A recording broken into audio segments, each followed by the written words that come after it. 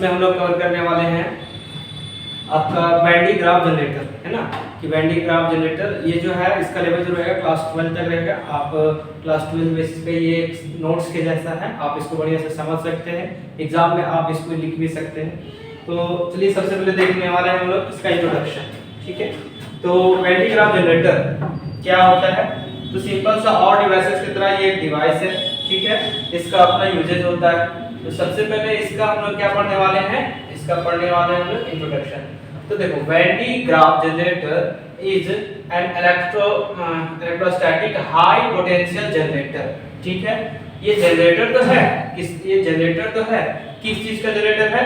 तो electrostatic high potential यानी high voltage का जनरेटर है ना। यानी ये क्या करता है? वोल्टेज को जनरेट करता है, वो भी बहुत ही हाई मात्रा में, हाई क्वांटिटी में क्या करेगा? वोल्टेज को जनरेट करेगा, ठीक है। फिर देखो which is used to generate a high potential difference about of million of volts, ठीक है। ये तो समझ आ गई है जनरेटर है, किसका जनरेटर है? तो वोल्टेज का जनरेटर है। तो वोल्टेज का जनरेटर है तो क्या करेगा? पोटेंशियल डिफरेंस को क्या करेगा? जनरेट करेगा। अब पोटेंशियल डिफरेंस जनरेट करेगा, इसका भी क्वांटिटी है, कितना तक? तो लगभग मिलियन ऑफ वोल्ट्स। कितना?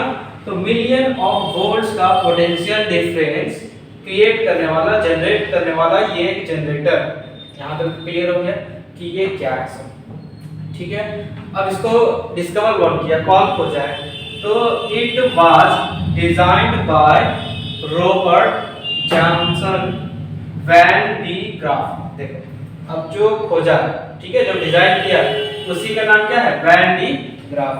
अब इन्हीं के नाम पे क्या है? इन्हीं के नाम पे ये डिवाइस का नाम रखा गया है वैन डी ग्राफ जनरेटर, ठीक है।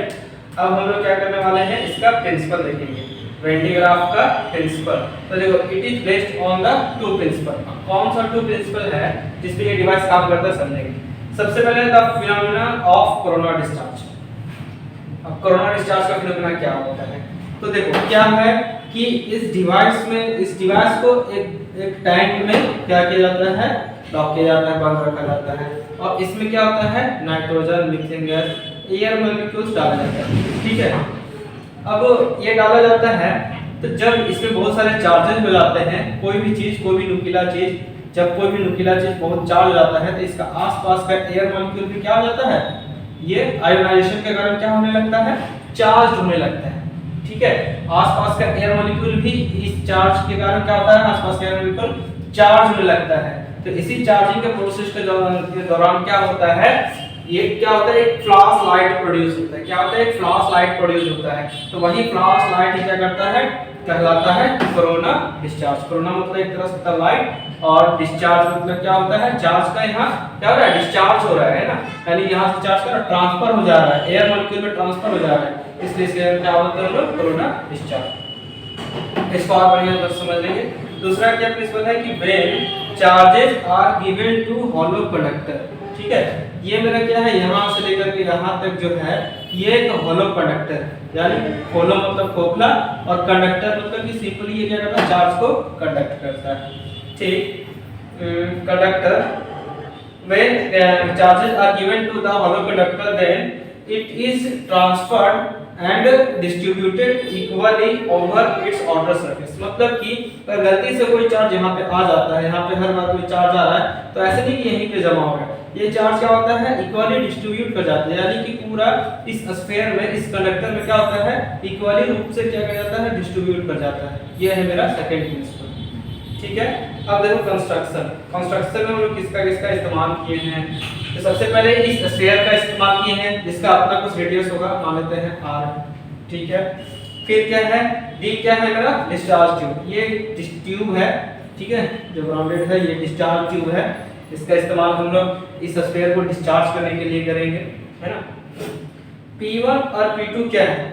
P1 और P2, एक P1 है और एक P2 है, और दोनों क्या है? पुली है। इस पुली का इस्तेमाल क्या होता है? इस पुली के ऊपर एक बेल्ट लगा हुआ है, ये रेड कलर का जो है ये बेल्ट लगा हुआ है। ये बेल्ट क्या करता है? जब पुली को मोटर से हम लोग घुमाते हैं, किससे? मोटर से जब करंट कनेक्ट होता है तब पुली घूमने चालू करता है, पुली घूमना चालू करता है तो ये बेल्ट घूमना चालू करता है, ठीक है। और देखो HVR क्या है, हाई वोल्टेज रेक्टिफायर। रेक्टिफायर का काम क्या होता है, AC टू DC, ठीक है, AC करंट को DC में चेंज करना।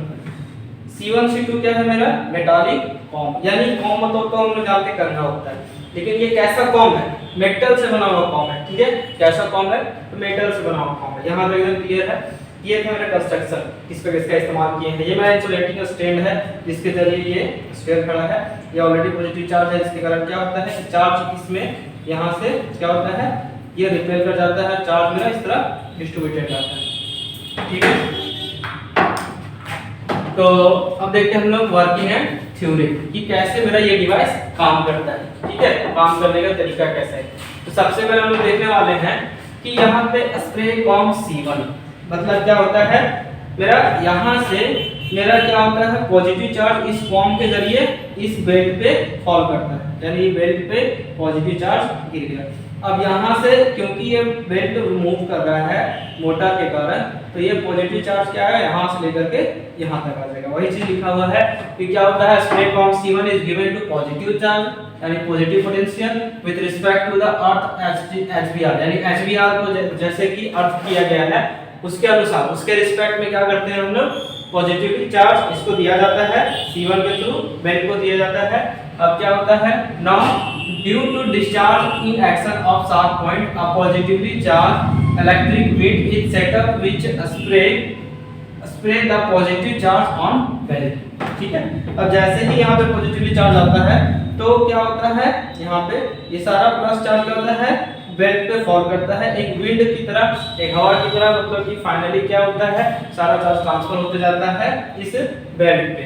As belt moves and reach to the C2, अब क्या होता है, बेल्ट मूव करेगा C2 तक पहुंचेगा, यानी पॉजिटिवली चार्ज यहां तक आ चुका है। Then all charges get transferred to the hollow sphere. अब यहां तक जैसे चार्ज ट्रांसफर आता है, अब क्या होता है, ये चार्ज इसके थ्रू पूरा स्फीयर में ट्रांसफर हो जाता है, पूरा का पूरा स्फीयर क्या हो गया, हाईली क्या हो गया, हाईली पोटेंशियल हो जाएगा। कैसे, क्योंकि एक बार चार्ज आया ट्रांसफर हो गया, फिर चार्ज आया ट्रांसफर हो गया, तो यहाँ क्या हो रहा है, सारा चार्ज इस स्फीयर में ही यहीं पे क्या हो रहा है, जमा हो जा रहा है, ठीक है, क्या हो रहा है, जमा हो जा रहा है, एक्यूमुलेट कर जा रहा है। हाँ, यहाँ पे सारा चार्ज जमा होते जा रहा है, जमा होते जा रहा है, तो क्या हो जाएगा, बहुत सारा चार्ज आएगा। फॉर एग्जांपल मान लेते हैं ये गिलास है और एक छोटा सा पाइप से क्या होता है, हर बार पानी गिर रहा है, गिर रहा है, गिर रहा है, तो एक ऐसा टाइम आएगा जब ये क्या हो जाएगा, पूरा गिलास में पूरा पानी भर जाता है। ऐसे क्या है कि बहुत ही ज्यादा क्वांटिटी में यहाँ पे चार्जेस क्या हो जाता है, डिस्ट्रीब्यूटेड हो जाता है इक्वली क्वांटिटी में, जिसके कारण क्या होता है, इसका पोटेंशियल बहुत ही ज्यादा हाई हो जाता है। अब जैसे पोटेंशियल हाई होता है तो पोटेंशियल हाई होते ही क्या होता है, आसपास का जो एयर मॉलिक्यूल है, तो इसके लिए यहाँ पे हम लोग कौन सा गैस डाले हैं, नाइट्रोजन और मीथेन, ठीक है। आसपास का में एयर लीकेज होने लगता है, चार्ज का लीकेज होने लगता है, ठीक, चार्ज का लीकेज होने लगता है। तो इसी लीकेज से बचने के लिए हम लोग क्या करते हैं, नाइट्रोजन गैस और मीथेन गैस को डालते हैं, ताकि जो मेरा चार्ज ट्रांसफर हो रहा है उसका लीकेज कम से कम हो और हम लोग चार्ज का पूरा पोटेंशियल का इस्तेमाल कर पाए, है ना। तो सबसे पहले देखो, get transfer to the hollow sphere, this process repeated again and again and finally we get high potential of about million volts, ठीक है। हर बार क्या होता है, चार्ज ट्रांसफर का होते रहता है प्रोसेस, और फाइनली हम लोग क्या करते हैं, मिलियन वोल्ट का क्या मिलता है हमको, वोल्टेज मिलता है, ठीक। To reduce the leakage of charge we fill the tank with क्या है, मीथेन एंड नाइट्रोजन और मीथेन से भर दिए हैं ताकि लीकेज क्या चार्ज का कम से कम हो, ठीक है। फिर क्या है कि under pressure finally discharge tube D is used to discharge the charge.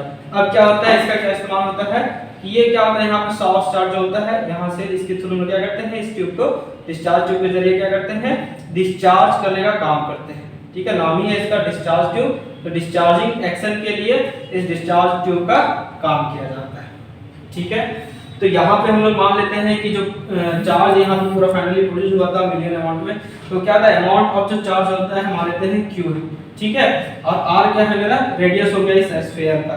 तो क्या मिलेगा, हम इलेक्ट्रिक पोटेंशियल का फार्मूला में जानते हैं, V = 1/4πε0 Q/R, यानी चार्ज बाय रेडियस, ठीक है। यानी कि चार्ज जितना ज्यादा ट्रांसफर होगा उतना ही ज्यादा इलेक्ट्रिक पोटेंशियल आएगा, रेडियस इस स्फीयर का जितना कम रहेगा उतना ही ज्यादा इलेक्ट्रिक पोटेंशियल आएगा, है कि नहीं।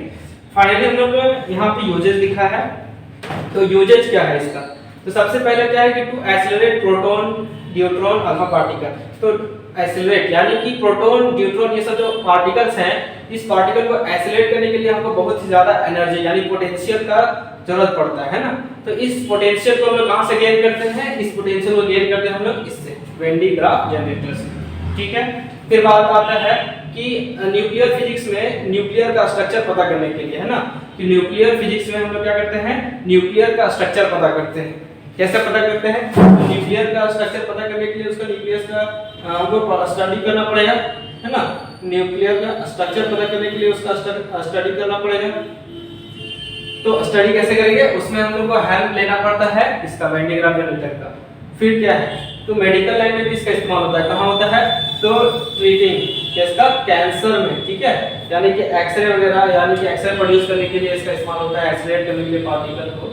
फिर डिवाइडेड क्या है कि इसका जो साइज है बहुत ही बड़ा है, ठीक है, और बड़ा साइज है, तो बड़ा साइज के कारण इसको कहीं भी ले आना ले जाना बहुत ही मुश्किल होता है। ठीक, साइज बड़ा होने के कारण इसको हम लोग एक जगह दूसरी जगह ले जाने में बहुत प्रॉब्लम है।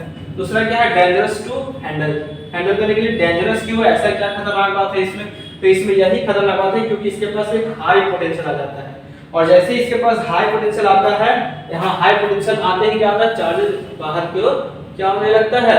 डिस्चार्ज होने लगता है, थोड़ा सा लीकेज होने लगता है। ये लीकेज हमारे लिए प्रॉब्लम दे सकता है। तो यहाँ पे क्या होता है? इसीलिए हम लोग टैंक लगाते हैं ना, ताकि इस लीकेज से हम लोग बच सके, और नाइट्रोजन गैस और मीथेन गैस का इस्तेमाल करते हैं। तो फाइनली ये आपका खत्म होता है ना।